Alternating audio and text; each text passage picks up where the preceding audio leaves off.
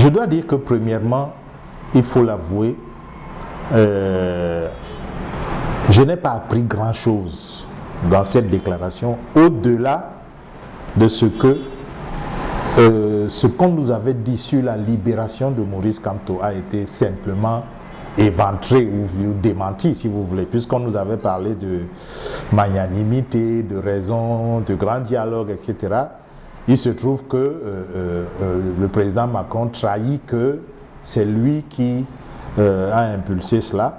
Au-delà de cette déclaration, étant africain, vivant en Afrique, observant la scène africaine sur le plan politique et social, etc., aucun Africain normal ne peut en 2020, surtout en zone francophone, estimer qu'il est dans un pays qui est complètement indépendant de la France et que la France ne pilote pas un peu son pays à distance. Sincèrement, si quelqu'un me l'affirme, j'aurais du mal à croire en sa bonne foi. Je pense que la France-Afrique n'est jamais finie. Je le pense sincèrement. Je pense, quand vous regardez les questions de France CFA, etc., que nous sommes encore tenus en laisse par la France, puissance tutélaire, puisqu'on ne veut pas qu'on dise colonisatrice. Je pense que, sincèrement, de ce point de vue-là, quand le président Macron parle de pression, de pression qu'il va mettre la semaine d'après, il ne m'apprend pas grand-chose. Par contre, je sais qu'on s'appesantit sur le fait que quand l'activiste dit c'est un génocide, il dit oui, je sais, comme s'il affirme lui aussi qu'il s'agit d'un génocide. Je crois que c'était, à mon sens, c'était pour arrêter le flot de questions de l'activiste. Oui, je sais, mais pas approuver qu'il y a forcément un génocide. Lui, il le déclare de cette manière. Donc pour moi, au-delà de cette vérité qui nous avait été cachée sur la libération du professeur Kamto, très honnêtement, j'ai vu un président français qui parle de la France-Afrique, mais d'un autre côté aussi, j'ai l'impression que lui aussi, il a voulu prendre le monde à témoin pour dire oui, parce qu'il le dit d'ailleurs, qu'ils sont dans une situation inconfortable. Quand ils viennent en Afrique pour parler des droits de l'homme, pour parler de la bonne gouvernance, etc., on leur dit de quoi vous vous mêlez. Il transmettait donc le message selon lequel également, écoutez, regardez, vous voyez bien que nous ne pilotons pas à distance, j'appelle pour donner mon point de vue, j'appelle pour mettre un peu de pression, mais c'est eux-mêmes qui décident de ce qu'ils font, et ils terminent d'ailleurs par cela, je ne viendrai pas faire la démocratie à la place des Camerounais. Ça, on a escamoté ça, mais ça veut tout dire, c'est-à-dire, il sait que ce qu'il a dit avant montre qu'il nous tient, que c'est lui qui est un petit peu le marionnettiste, mais il se rattrape rapidement en disant oui, mais c'est un État souverain, c'est un pays indépendant, c'est à eux-mêmes de faire leur démocratie. Donc moi, sincèrement, ce qui m'a surpris, c'est plutôt la réaction ou les réactions à la suite de cette déclaration-là. D'accord, les gens me parlent d'usage diplomatique, mais moi je leur parlerai de communication aussi. À un moment donné, quand on a un message à passer, même enfreindre les usages diplomatiques, c'est de la communication. Le président Macron, il ne me semble pas comme je l'entends, il est immature, il ne sait rien, etc. Quand on lit son histoire, quand on regarde son parcours, c'est quand même quelqu'un qui a été préparé à cette fonction. S'il a été préparé et que les Français l'ont élu, il ne me semble pas qu'on puisse dire qu'il est vraiment naïf à ce point. Je crois qu'il a communiqué exprès. Il savait que ça allait choquer, mais lui, il était dans la communication plus que dans la diplomatie. Et comme on dit souvent en matière de diplomatie aussi, tout est symbole. Il fait exprès. Il sait que tout le monde va lui dire, mais comment tu peux dire ça d'un chef d'État, etc. Mais il se dit, je communique aussi à travers cela. Je veux leur montrer que, voilà, c'est eux-mêmes qui viennent se soumettre.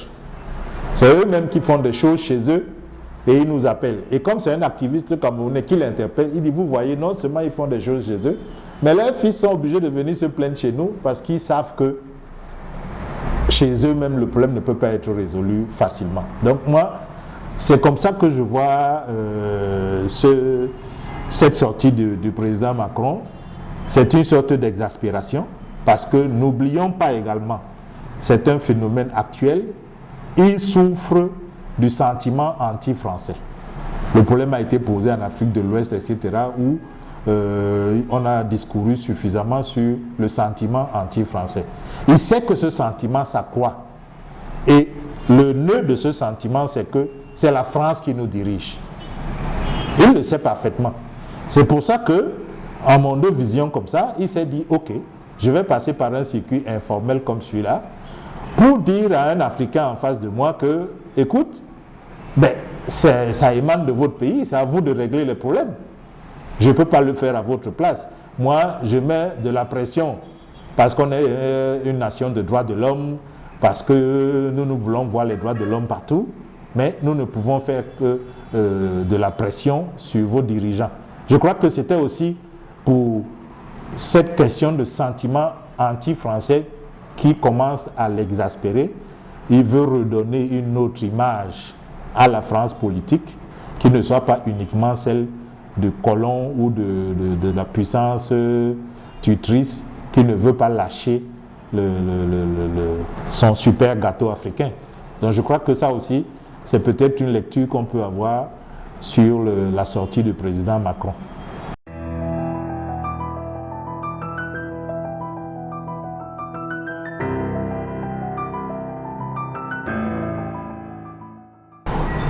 Le double scrutin du 9 février dernier appelle un certain nombre de leçons, effectivement. Je pense que l'une des plus importantes pour moi, c'est que le système électoral lui-même a constaté ses grosses limites. Parce que je n'en veux pour preuve que l'installation aujourd'hui l'élection des maires qui commence à devenir un problème sérieux même entre les partis gagnants. C'est-à-dire qu'en interne, un parti a gagné, mais en interne, il a du mal à élire les maires, ça montre les limites. Il y a le contentieux également. Pendant qu'on ouvre le contentieux, on est en train de lire des gens, les maires, etc. Et bientôt, ça va être les super maires. Des gens se font déjà appeler honorables alors que le contentieux n'est pas terminé, les résultats ne sont pas sortis. Ça montre que le système a des limites. C'est pour ça qu'il est, comme lui-même dit souvent, qu'il faut le modifier. Moi, c'est l'une des grandes leçons. Je pense qu'il va être difficile que le régime ne songe pas à changer le système électoral après cette élection, parce que ça a montré beaucoup de limites. Parfois, on est enveloppé dans l'euphorie de l'élection parce qu'on supporte tel autre. Le boycott a fait que, eh bien, finalement, il n'y avait pas beaucoup d'engouement à soutenir les candidatures. Les gens ont été plus regardants sur le code, sur le système électoral, franchement, qui a montré un certain nombre de limites. L'autre chose que je retiens de ce scrutin, c'est qu'on n'a plus parlé de ceux qui n'étaient pas là que de ceux qui étaient là. Et ça, c'est quand même une première. C'est-à-dire que durant toute la campagne, les candidats des autres partis ont plus parlé parfois des absents, notamment le MRC, que de leur programme politique. Qu'est-ce qu'ils veulent faire avec les mairies? Et quand je prends maintenant les promesses, parce que je n'appellerai même pas ça programme, je vais appeler ça les promesses électorales des candidats aux municipales et aux législatives, ce que j'ai constaté, c'est qu'on a passé beaucoup de temps à discuter du rôle d'un conseiller municipal, du rôle d'un député. C'est quand même assez ahurissant pour des gens qui participent à une énième élection législative, à une énième élection municipale. Qu'on en soit à débattre dans les médias pendant des heures sur le rôle d'un député. Non, il est là pour contrôler l'action du gouvernement. L'agent des micro-projets n'est pas là pour financer les cimenteries. Non, il ne peut qu'impulser. N'oubliez pas que les députés de la nation, on a tourné autour de ce type de débat, alors que l'électeur attend de savoir si je t'élis, qu'est-ce que tu feras pour moi, qu'est-ce que tu feras pour la communauté. Et ça, on n'a pas beaucoup entendu. Et quand on en a entendu, parfois, c'était surréaliste. Des gens qui promettent des cimenteries de la mairie. Mais quand vous creusez, vous réalisez qu'il n'est même pas allé au fond des choses parce que pour lui, la matière première du ciment, c'est le sable. Comme il est dans un arrondissement où il y a du sable, lui, il va faire une cimenterie. C'est quand même ahurissant d'impréparation quand quelqu'un dit ce genre de choses. Donc je crois que maintenant, la composition des listes, sincèrement, pour celles que j'ai vues, parfois surtout celles qui avaient du panachage, c'était du remplissage. On a l'impression que les gens ont fait les choses à la va-vite, à la dernière minute. Et c'est là où je dis également que le boycott du MRC a fait beaucoup de mal. Surtout le boycott à la dernière minute. Parce que je suis certain que certaines candidatures ont été suscitées ou modifiées, ou certains rapprochements ont été faits à partir du moment où le MRC a déclaré sa non-participation. Et donc les choses ont été faites. Il y avait des relations contre nature. Des gens qui vous disent qu'ils sont un parti qui lutte contre tout le système ojoulatiste, mais qui se mettent avec un parti qu'eux-mêmes qualifient d'ojoulatiste sur la même liste.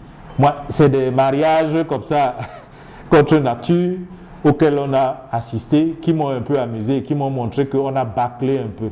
Les participants à cette élection l'ont bâclé.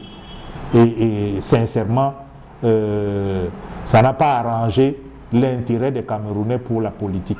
J'ai même l'impression que peut-être que ce type d'élection-là va encore détourner un peu plus le citoyen camerounais normal, qui n'est pas militant. Ça va le détourner un peu plus de cette chose politique où il a l'impression que c'est un vaste théâtre. Moi, je vous assure, dans mon quartier, j'ai vu des candidats sur des listes, des gars qui se promènent à longueur de journée avec des bouteilles de bière, etc., dans la rue. Et tu te demandes, mais c'est devenu une blague, qu'est-ce que c'est devenu? Et là, ça ne fait pas sérieux et ça ne rapproche pas les lecteurs de la chose politique. Moi, je crois qu'il y a de cela. Maintenant, sur d'autres aspects, par exemple, le type de choix effectué, je me suis aussi penché un petit peu sur les affiches de la campagne pour parler un petit peu communication. J'ai constaté, globalement, que les candidats au Cameroun ont des problèmes avec leurs mains. Regardez le maximum d'images, de photos de candidats pendant les élections et regardez la position des mains, vous allez réaliser que pour eux, tout se joue au niveau des mains. Quand elles ne sont pas tendues vers le public, quand elles ne donnent pas l'impression de vouloir embrasser, j'en ai même vu un qui tenait les clés d'une voiture dans ses mains. C'est-à-dire que on dirait qu'ils ont, et je pense que les spécialistes en communication ont là un grand chantier pour aider les politiques à avoir des postures en termes de photos à afficher dans la ville, de prospectus à distribuer, parce que j'ai l'impression que les candidats étaient souvent mal à l'aise sur leurs photos. Je n'ai pas l'impression que c'était du travail de véritables professionnels. Moi, rien que la position des mains me l'a montré parce que, vous le savez, les psychologues vont vous le dire, les vrais timides, on les reconnaît parce qu'ils sont embarrassés par leurs mains. Ils ne savent pas toujours quoi en faire. Il faut tenir un bic, il faut tenir quelque chose, il faut le tourner dans tous les sens, il faut toucher la montre. Ça, c'est des signes de timidité qui sont exprimés par les mains. Et nos politiques ont encore beaucoup de mal dans ce domaine-là. D'autre part, nous sommes en Afrique. Et quand je vois que c'est le costume cravate qui est la tenue préférentielle de tous les candidats quasiment, même ceux qui sont dans des villes où il fait extrêmement chaud, je me dis quel message on nous envoie. On veut nous dire que nos tenues à nous ici n'ont aucune valeur sur le plan politique. Qu'est-ce qui est intéressant, c'est d'avoir un costume cravate. Je pourrais terminer en disant également que pour un pays qui va organiser le CHAN et la CAN, je n'ai pratiquement rien entendu sur le sport, notamment au niveau des élections municipales. Je n'ai pas entendu des candidats qui m'ont dit comment faire pour que nos enfants aient des occasions de pratiquer le sport au maximum. Je n'ai pas entendu. Est-ce que c'est parce qu'ils considèrent toujours le sport comme une activité subalterne? Parce que je les entends souvent dans les médias. Dès que vous abordez la question sportive ou la question du football, ils vous disent « Oh, je regarde ça à distance ». C'est-à-dire que pour eux, hommes politiques, le sport, c'est une activité mineure qui n'est pas importante. Or, comment organiser une cité? Comment organiser une commune si les gens ne pratiquent pas l'activité sportive? Il y va même de leur santé. Et quand je regarde, je me dis, on est un petit peu mal parti parce que ces gens ne savent pas ce que c'est que le bien-être et ils veulent être conseillers municipaux. Le bien-être, ce n'est pas la richesse. Le bien-être, ce n'est pas le flonflon, on dit qu'on va faire des usines à pavés. Ce n'est pas ça le bien-être. Le bien-être, c'est des occasions de respirer quand on est dans une cité. Regardez Douala, est-ce qu'on respire aujourd'hui, par exemple? Je n'ai pas eu l'impression que les candidats m'ont parlé de cette respiration qu'une ville doit avoir. Moi, j'étouffe dans ma ville et ceux qui veulent conseiller municipaux ne me disent pas comment je fais pour ne pas étouffer dans cette ville-là, où toutes les maisons ont des carreaux, où il y a le béton partout, où il y a les pavés partout, où pour poser le pied sur le sable, il faut faire des kilomètres parce que partout il y a le ciment, le béton, les maisons, les studios, etc. Sincèrement, j'ai été déçu par l'offre qui m'a été présentée et vraiment j'ai l'impression que les gens sont allés voter par formalisme mais pas parce qu'ils ont été convaincus par un quelconque programme.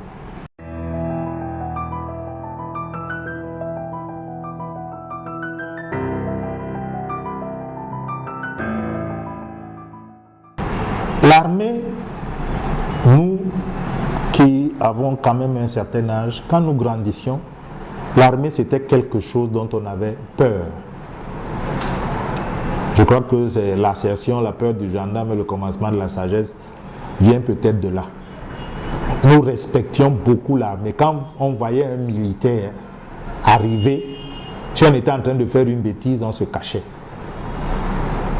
Alors, quand vous avez grandi avec cet esprit-là, pour vous, l'armée, c'est quelque chose de quasiment sacré. Et quand il survient des bavures, parce que c'est prévu, c'est pour ça qu'il y a cette expression, c'est pour ça qu'il y a des sanctions en cas de bavure, au niveau de l'armée. Des personnes qui n'ont pour, comment je peux dire ça, leur raison d'exister, c'est de caresser le pouvoir dans le sens du poil. C'est d'être dithyrambique envers le pouvoir à chaque fois. Quand ces personnes-là, parce qu'il y a eu une bavure par exemple, au lieu de réfléchir à comment, et je pense que ça c'est les institutions qui doivent le faire, dans nos institutions, y compris dans l'armée, il y a des départements de communication, on laisse des gens qui s'appellent aujourd'hui influenceurs web, j'utilise cette expression pour des sortes d'activistes des réseaux sociaux, mais activistes en faveur du pouvoir. Ils vous sortent des contre-vidéos pour dire oui, mais les autres aussi ont tué. Je ne pense pas que ce soit la meilleure façon de communiquer pour donner la bonne image. C'est comme s'ils voulaient justifier que l'armée a raison de faire des bavures parce que de l'autre côté aussi il y a des bavures. Ça, c'est pas productif du tout comme communication. Moi, citoyen, qu'est-ce que j'en retiens? J'en retiens que parce qu'il y a des fous, il faut qu'il y ait des fous partout. Ça ne marche pas comme ça. Moi, je pense que l'armée, à mon sens, ne doit pas s'éloigner de son image de grande muette. J'ai l'impression que notre armée communique un peu trop maintenant. Et quand vous communiquez beaucoup, et qu'il s'agit de communication de crise, il va y avoir forcément des dérapages. Quand des responsables de l'armée commencent à dénigrer en collant des épithètes pas forcément gentils à des civils ou à des organisations civiles, pour moi ce n'est pas une bonne chose. L'armée ne doit pas se mettre dans ce jeu, ce n'est pas une institution politique. L'armée sort des choses froides, mais quand vous commencez à dire, à qualifier d'apprentis ceci ou de gens qui n'ont pas de respect de ceci, vous les qualifiez déjà. C'est des jugements de valeur, il me semble, à mon avis, je peux me tromper, l'armée n'a pas à faire ça. Pour moi, l'armée doit communiquer de façon assez sèche. mais assez précises. J'ai d'ailleurs fait un autre post où je précise que quand on aime son armée, on lui évite des guerres là où on peut avoir la négociation, là où on peut dialoguer. Parce que le soldat aussi, c'est un citoyen qui veut vivre. Quand on aime son armée, on ne ment ni pour la protéger, ni pour l'accuser. Ceux qui accusent l'armée à tort, ce n'est pas une bonne chose. Mais ceux qui mentent aussi pour la protéger, faisant croire que la faute c'est chez les autres, ne rendent pas non plus service à l'armée. Parce que ceux qui connaissent la vérité vont la voir en antipathie. Ils vont penser que l'armée est complice de ces mensonges. Donc vous avez déjà fait une bavure et en plus vous en rajoutez en voulant mentir dessus. C'est pour ça que je dis que cette communication, à mon sens, qui concerne l'armée, doit être remise en des mains expertes et dire à tous ces influenceurs web, occupez-vous de choses politiques, laissez la question de l'armée. Ne répondez pas, ne récidivez pas, parce que c'est plus délicat que vous ne le pensez. C'est pour ça que j'ai dit ça, parce que l'armée, c'est pour moi une institution que nous devons tous respecter. Mais cela ne lui donne pas tous les droits, évidemment. Elle peut se tromper, elle peut faire des bavures. Il s'agit simplement d'assumer ces bavures-là de la meilleure des manières et parfois même de faire amende honorable. Ce n'est pas interdit à une armée de dire que nous nous sommes trompés ici, mais dans le feu de l'action, on a commis cette bavure.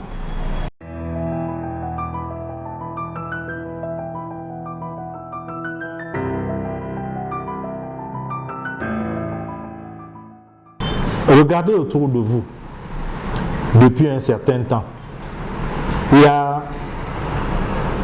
des jeunes qui montrent qu'ils sont en train de s'impliquer dans la politique. Mais si vous êtes sur les réseaux sociaux, ce qui les caractérise, c'est la dureté du propos. C'est pour ça que je parle d'animosité. C'est comme s'ils nourrissent une animosité particulière contre certaines personnes. C'est dans les deux camps. Je ne parle pas uniquement des gens du pouvoir ou des gens de l'opposition. Dans les deux camps. Ils sont jeunes, mais d'une intolérance inouïe. C'est-à-dire que la contradiction pour eux, c'est un affront.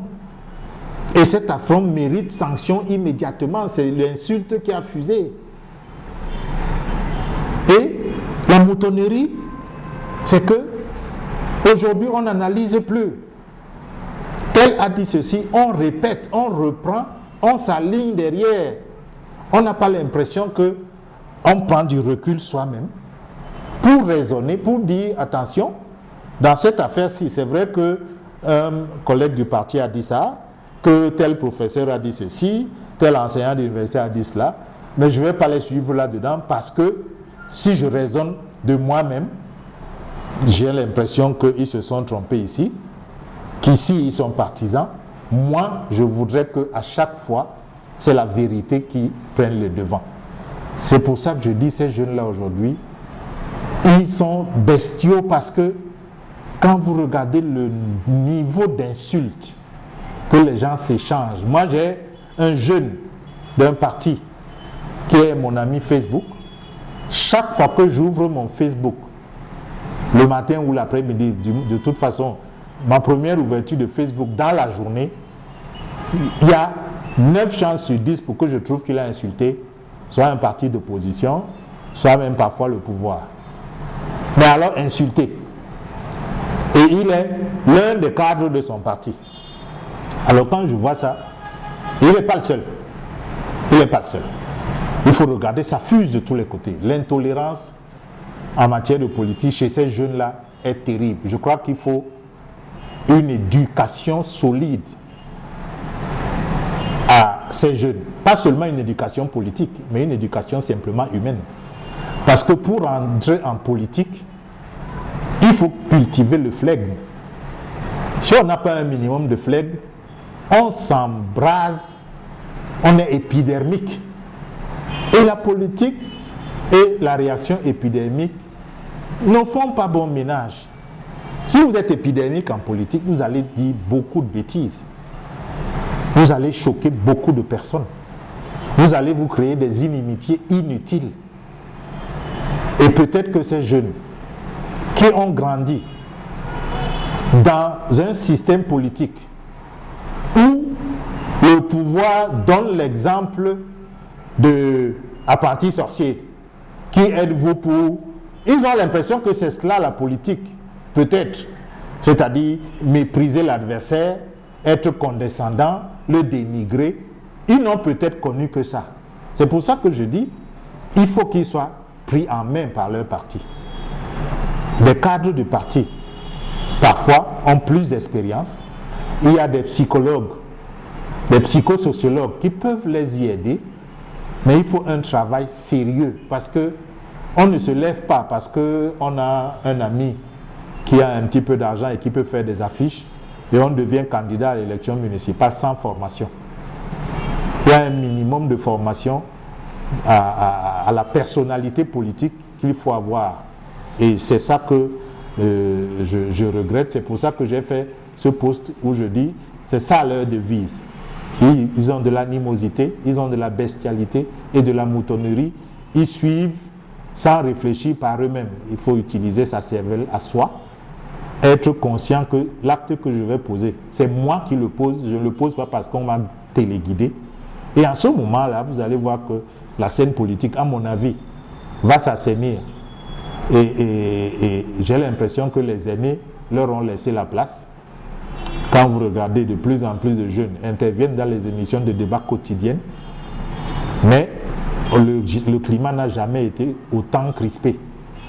Ça veut dire qu'il y a quelque chose à faire dans ce sens. C'est pour ça que j'ai sorti ça, pour tirer la sonnette d'alarme et dire aux gens, on peut faire autrement. On n'a pas besoin d'animosité, on n'a pas besoin de bestialité pour confronter nos idées. Parce que si nous tous, nous œuvrons pour un meilleur Cameroun, eh bien, il n'y a pas de raison. Voilà.